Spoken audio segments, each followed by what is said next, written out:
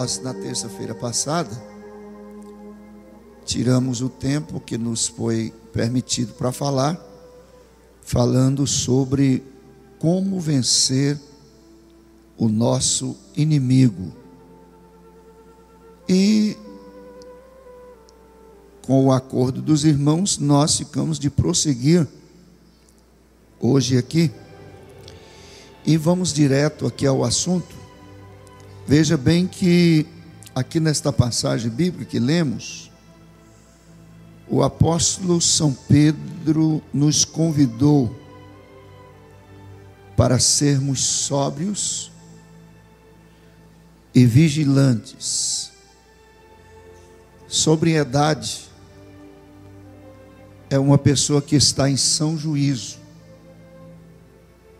que tem diretiva de fazer e sabe o que está fazendo.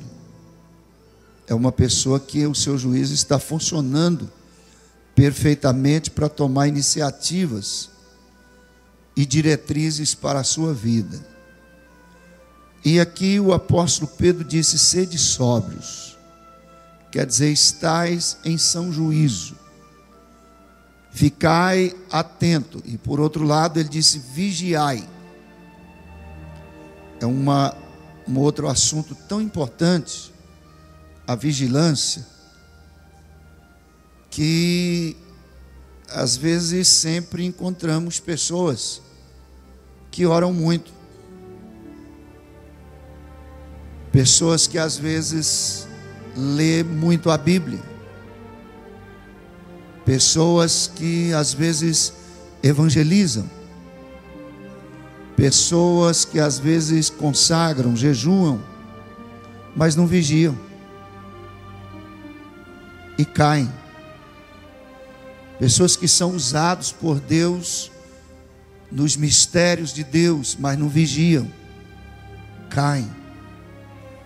A vigilância é algo necessário na vida de cada um de nós, a ponto do Senhor Jesus, em Mateus capítulo 26, versículo 41, ele falar sobre isso e associar a vigilância à oração. Mas a primeira coisa foi a vigilância. Ele disse: vigiai e depois orai, para que não entreis em tentação, porque na verdade o espírito está pronto, mas a carne é fraca. Ele falando sobre as 10 virgens no capítulo 25, 1 a 13, ele fala que a questão das virgens nécias terem ficado de fora das bodas do noivo que elas estavam esperando para recepcioná-lo, foi a questão da falta de vigilância. Por falta de vigilância elas não se prepararam, por falta de vigilância elas se acomodaram, por falta de vigilância elas deixaram o azeite acabar. E Jesus disse que nós temos que vigiar. E aqui Pedro nos convida a vigiar e nos mostra a razão por quê. Ele disse: sede sóbrios e vigiai. Por quê? Porque o diabo, vosso adversário, anda em derredor, bramando como leão, buscando a quem possa tragar. Veja bem que aqui o apóstolo Pedro chama o inimigo das nossas almas de adversário. Se nós formos olhar o que é um adversário, o adversário é aquele que nos resiste. Adversário é aquele que não concorda com as nossas ideias e bate contra. Adversário é aquele que em tudo ele nos ignora. Você pode tentar fazer o melhor, mas ele não concorda com você para não ver o seu bem. Não vê o seu bem. Adversário é aquele que não descansa sem tentar lhe fazer o mal. Adversário, aqui segundo o que Pedro estava dizendo, é aquele que nos persegue diuturnamente, 24 horas por dia. Ele está procurando brechas para nos atingir, até porque Pedro diz que ele anda em derredor. A palavra em derredor, eu já vi muita gente pregando isso, que o diabo anda em redor do crente. Não é isso não, gente. Em redor do crente está o anjo do Senhor. Quantos concordam, pode glorificar a Deus? Em redor do crente está o anjo do Senhor. Em derredor é algo que gira em torno de si mesmo. É assim, ó. Olha, fica rodando em torno de si mesmo. Sabe por que o inimigo anda em derredor? Olhando aqui, ali, acolá, procurando brecha na vida do crente para lançar suas setas. E de vez em quando ele vira para cá, ele acha. Ele vira para ali, ele acha. Foi por isso que na realidade Pedro disse: vigiai. Agora está tão bom. Eu venci essa peleja. Eu me levantei novamente. Eu estou forte. Cuidado, porque o inimigo que te tentou é o mesmo. Ele não mudou. Ele vai tentar novamente da mesma forma ou pior. Ele anda em derredor diuturnamente, procurando atirar setas. Adversário é aquele que se eleva contra o outro para disputar a posse de alguma coisa ou o triunfo de uma ideia. Esse adversário aqui hoje é o nosso inimigo, o inimigo das nossas almas, chamado Satanás.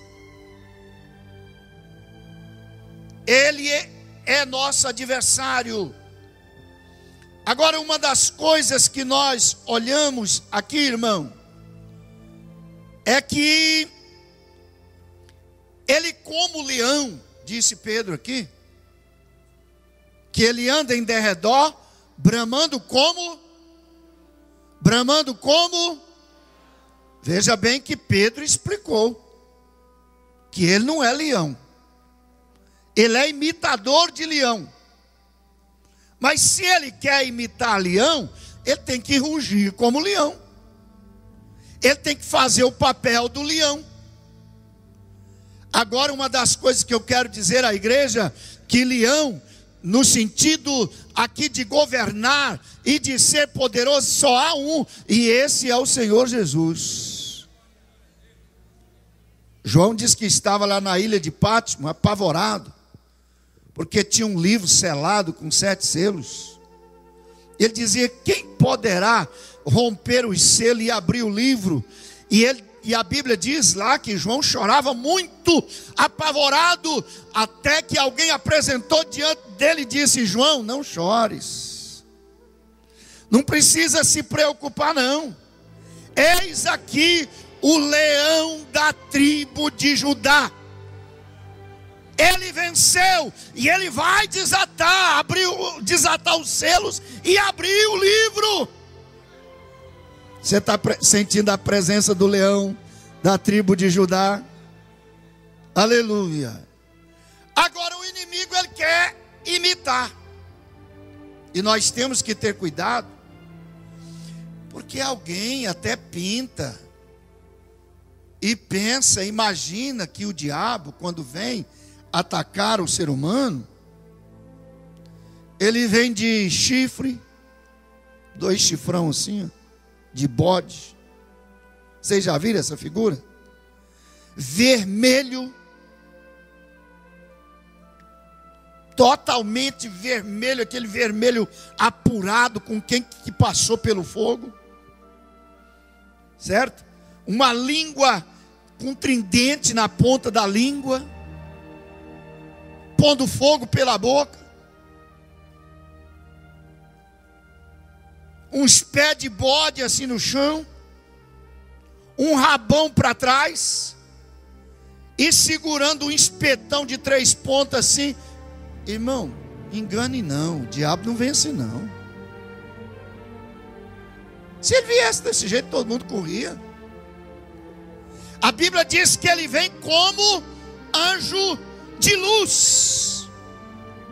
Veja bem que é como de novo, porque na realidade ele não tem mais luz, irmão Nicodemo. Ele perdeu o brilho, mas ele sabe imitar muito bem o anjo de luz. Ele já foi anjo de luz. E a Bíblia diz que ele andava no meio das pedras afogueadas. Ele era um príncipe. Inclusive o nome dele era Lúcifer, que quer dizer varão de luz resplandecente. E ele sabe imitar muito bem para enganar. Tem uma música muito simples que antigamente se cantava. Diz que ele vem com um sapatinho de algodão, pisando macio, para o cabo não se assustar. Certo? Ele vem pisando macio. Ele age como leão, mas ele não é leão. Aleluia. Mas ele vem buscando a quem possa tragar. E neste rugido que ele dá, não é aquele rugido de leão. É um rugido às vezes bem mansinho, parecendo um gatinho. Ah, isso não tem problema. Não, isso não faz mal. Ah, isso aqui você pode fazer. Antigamente, mas o antigamente passou. Nós já estamos em pleno século 21.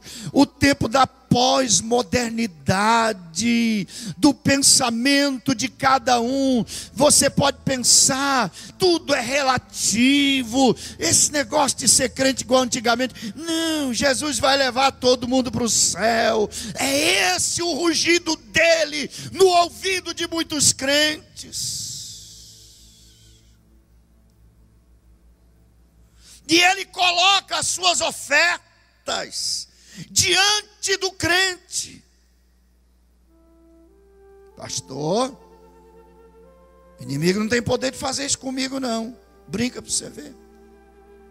Facilita um pouquinho para você ver. Não tem homem forte, não tem ser humano forte, não tem, não senhores, não tem. Ele na realidade, ele tem a sua força, ele vem procurando destruir através, às vezes, quem sabe, do sofrimento. Mas será que o inimigo tem poder de colocar sofrimento na nossa vida? Lembra da situação de Jó. Quem foi que colocou Jó para sofrer? É claro que ele teve que pedir permissão para Deus, mas Deus permitiu, porque queria provar para ele que Jó era fiel. Mas ele pode trazer um sofrimento na vida particular de cada um, na vida familiar de cada um, lá no trabalho seu, é agulhada de todo jeito. Pode ser o inimigo tentando fazer você desistir. Um dia o irmão chegou para mim e disse: pastor, o que é que eu vou fazer? Falei: o que está acontecendo, irmão? Ele disse: olha, eu entrei numa campanha de jejum e de oração, mas parece que cada vez que eu mais oro, mais jejum, mais luta aparece. Falei: isso é natural, irmão. É natural, porque você está chegando perto de Deus, se afastando do mundo e do inimigo, e o inimigo vai procurar passar uma rasteira em você. Mas pastor, então não compensa jejuar. Falei: então não jejua não, para ver se você não cai. Não consagra não, para ver para onde você vai. Você vai dar com a cara na terra. Aí eu disse para aquele irmão, eu disse: olha, ele tentou até o próprio Jesus. E sabe de onde Jesus vinha? De uma jornada de jejum e de oração, que a Bíblia diz que era 40 dias e 40 noites. Aleluia. Aí Satanás se apresenta diante dele. Se tu és o Filho de Deus, manda que essas pedras se transformem em pães e coma. Você está com fome? Realmente ele estava com fome. Mas nem tudo que o nosso apetite está pedindo nós pode fazer. Jesus olha para ele e disse assim: Satanás, está escrito, nem só de pão viverá o homem, mas de toda a palavra que sai da boca de Deus, disto viverá o homem. Ele não se deu por vencido. A Bíblia diz que ele leva Jesus ao pináculo do templo, que era um dos lugares mais altos da cidade, e disse: tu és o Filho de Deus, lança-te daqui para baixo, porque está escrito. Ele conhece a Bíblia, irmão. Tem pessoa que conhece tudo quanto é livro de teologia, ele é bacharel, ele é formado em teologia, ele realmente, a teologia ajuda muito, mas não confia nesse negócio não. A vigilância está em primeiro lugar. Aí eu conheço a Bíblia de capa a capa, de lá para cá e daqui para lá. Eu já ouvi muita gente dizer isso e só vive caído. Porque o diabo conhece também a Bíblia, ele só é desobediente. E deixa eu dizer outra coisa: a Bíblia diz que ele crê, que estremece, ele só não obedece. Irmão, pessoas que cresceram no Evangelho, pessoas que deram às vezes alguma coisa na casa de Deus, mas achou melhor deixar Jesus. Meu jovem, meu amigo, meu irmão, minha irmã que está aqui, o inimigo vai colocar isso diante de você, mas você vigia, sede sóbrio, esteja com a tua mente ativada e afinada com Deus, que Ele não pode.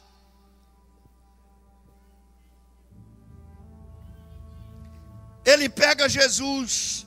Alguém pode até perguntar: mas por que ele pegava Jesus e levava para aqui, para ali? É porque a Bíblia diz que Jesus foi levado pelo Espírito ao deserto para ser tentado. Era o propósito, era ser tentado mesmo.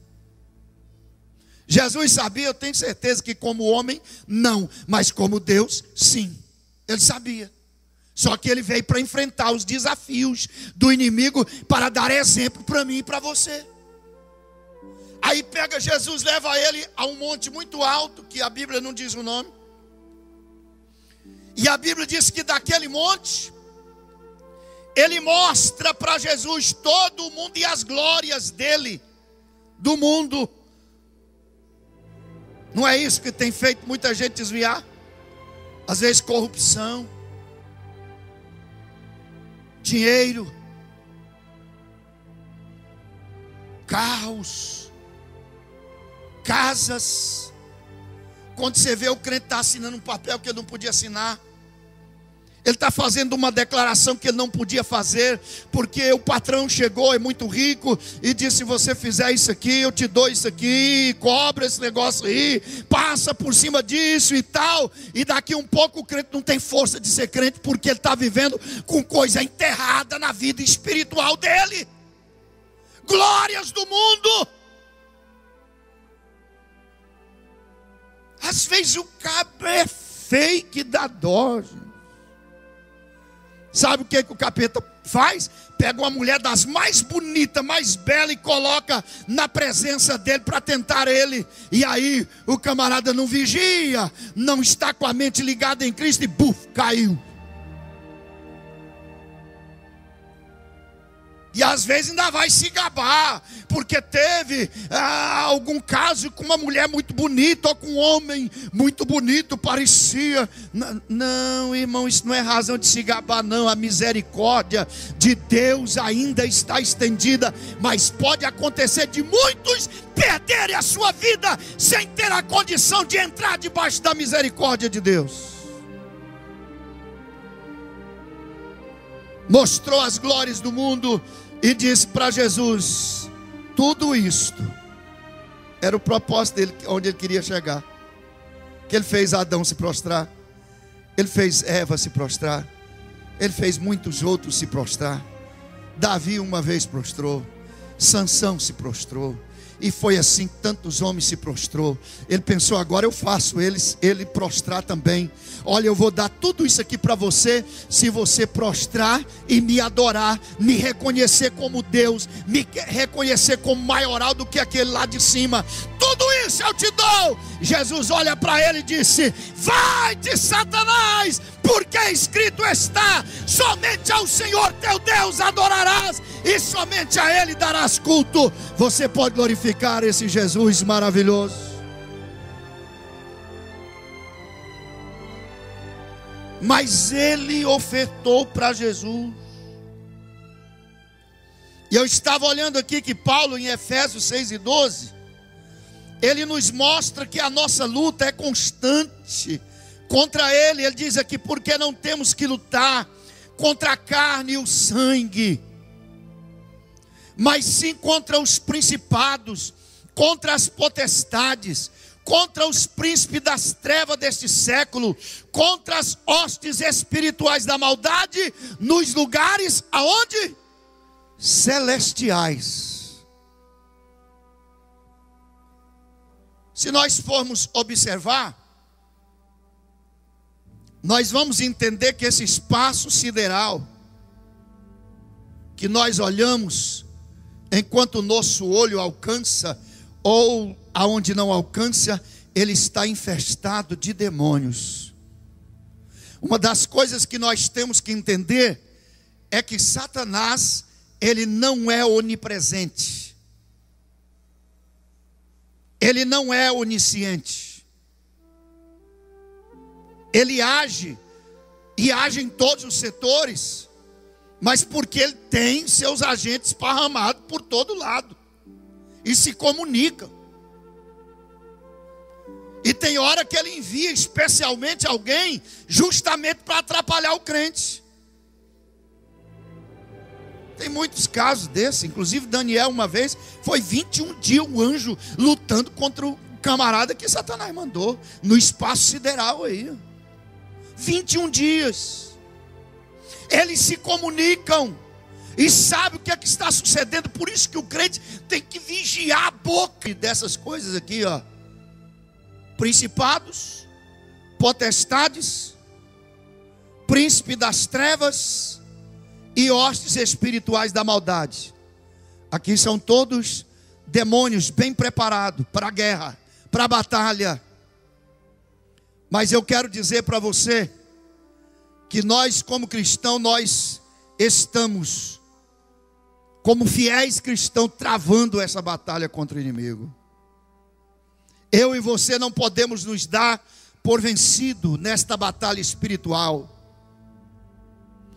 E para isso, Paulo nos apresenta no capítulo 6, a sequência do versículo 10 até o 18. Ele apresenta uma sequência de armas espirituais que compõem a armadura de Deus. É muito importante isso aqui.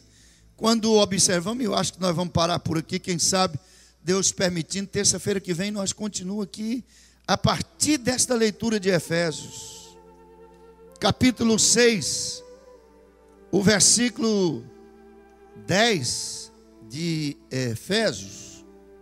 Ele disse assim: no demais, irmãos meus, fortalecei-vos no Senhor e na força do seu poder. A primeira coisa que nós precisamos para vencer o inimigo é fortalecer na força de quem? Do Senhor. Fortalecei-vos no Senhor e na força do seu poder. Nenhum crente é desprovido de poder.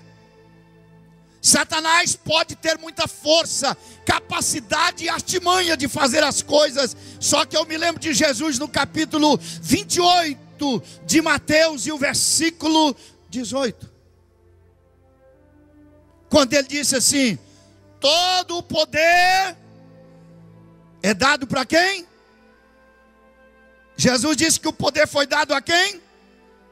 Para ele. Todo o poder é-me dado no céu e na terra. Aleluia. Você não entendeu? Não glorificou a Deus? O Jesus que você serve, ele diz: todo o poder foi me dado no céu e na terra. E lá em Lucas, Ele disse assim: eis que vos dou poder. Aleluia. Ele tem poder. E Ele administrou esse poder na nossa vida. Ele disse: todo poder é me dado. E lá em Lucas ele disse: eis que vos dou poder para pisar de serpentes e escorpiões e toda a força do mal, e nada lhes fará dano algum. Quem tem poder de Deus aqui? Quem tem poder de Deus aqui? Se você está se sentindo enfraquecido, Jesus tem todo o poder no céu e na terra, e Ele quer constituir poder na sua vida nesta noite. Eu vou parar por aqui. Se Deus permitir, eu continuo aqui, Efésios 6:10, na terça-feira que vem. Muito bonito isso aqui. Você não tem nada para perder para o inimigo. Nós vamos ver, Deus permitindo, na terça-feira que vem, que Tiago disse assim: sujeitai-vos, pois, a Deus, resistir ao diabo. E ele vai fazer o quê? Mas pastor, mas esse diabo tão poderoso assim, eu vou fazer ele fugir? Não, você não. Você tem que estar debaixo da proteção de Deus. Primeiro, sujeitai-vos a Deus. Segundo, resistir ao diabo, às suas ofertas, às suas artimanhas, e ele vai fugir de você. Uma das coisas que o inimigo não suporta é ver um crente de joelhos dobrados, chorando na presença de Deus, falando em mistério com Deus, em plena comunhão com Deus. Ele não resiste. Aleluia.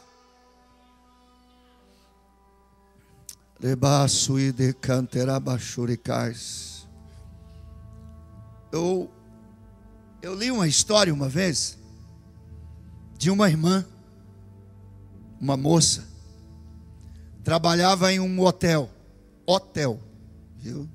Em um hotel, e passava por ali as pessoas que hospedavam ali, e ela era linda, de uma aparência aprazível. E um dia chegou um indivíduo para posar ali, e ele viu a irmã e pôs os olhos nela, e disse, ficou sabendo onde era o quarto que ela posava, como que era, e papapá, se informou de tudo, e disse: à noite eu vou lá, vou fazer o mal para ela. Ela era crente, servia a Deus, e ele não sabia que na vida do crente existe uma proteção tremenda. E naquela noite ela foi dormir. Como crente não dorme sem orar, né, irmão? Não é mesmo? Não vou nem perguntar quem está orando para dormir, isso é você com Deus. Mas crente não deve dormir sem orar, pedir a proteção de Deus. Ela dobrou o joelho e clamou ao Senhor: Senhor, eu vou deitar agora, descansar, estava muito cansada. Mas eu quero uma coisa, eu quero que o Senhor me cobre com o seu sangue esta noite. Agradeceu a Deus e deitou. E o camarada, lá às altas horas da noite, foi lá, forçou a porta, conseguiu abrir, abriu a porta já com má intenção. Quando ele entrou no quarto dela, olhou, mesmo sem acender a princípio a luz, ele viu ela coberta de sangue dos pés à cabeça. Ele assustou assim e pensou que ela tinha sido assassinada, e para não se dar por culpado, porque as marcas da sua mão tinham ficado na porta e algum móvel que ele já tinha pegado, ele saiu depressa e comentou com alguém que a fulana estava lá na cama toda ensanguentada, e alguém foi lá corrigir, chegou lá, não tinha sangue nenhum. Só ele que viu. Só ele que viu. Sabe por quê? Porque ela orou e disse: Senhor, me cobre com o teu sangue. E na hora que o malfeitor chegou, pastor Luque, ela estava coberta de sangue dos pés à cabeça. O sangue de Jesus nos protege contra o inimigo. Quantos têm sangue de Jesus na sua vida? É lavado no sangue, é coberto de sangue, confia no sangue e clama pelo sangue. Em suas ombreiras tem marca de sangue que é libertador.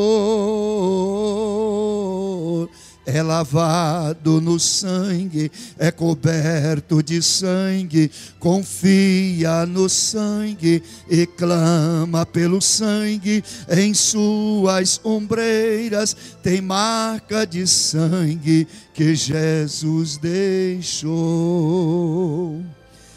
Na guerra do bem, fica em pés, o crente jamais luta sozinho. Quem sabe, continua. Que ele possui não são perecíveis, são espirituais.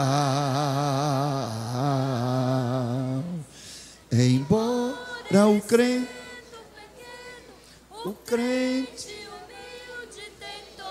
do poder, lavado no sangue, deixe jamais o inimigo vencer. Vamos lá? É lavado no sangue, é coberto de sangue, confia no sangue e clama pelo sangue. Em suas ombreiras tem marcas de sangue que é libertador. É lavado no sangue, é coberto de sangue, confia no sangue e clama pelo sangue. Em suas ombreiras tem marcas de sangue que Jesus deixou. Quanto se sente coberto pelo sangue de Jesus? Nós vamos orar nesse instante. Se você realmente se sente preparado para a guerra, para a batalha, continue buscando a presença do Senhor, não deixe de buscá-la.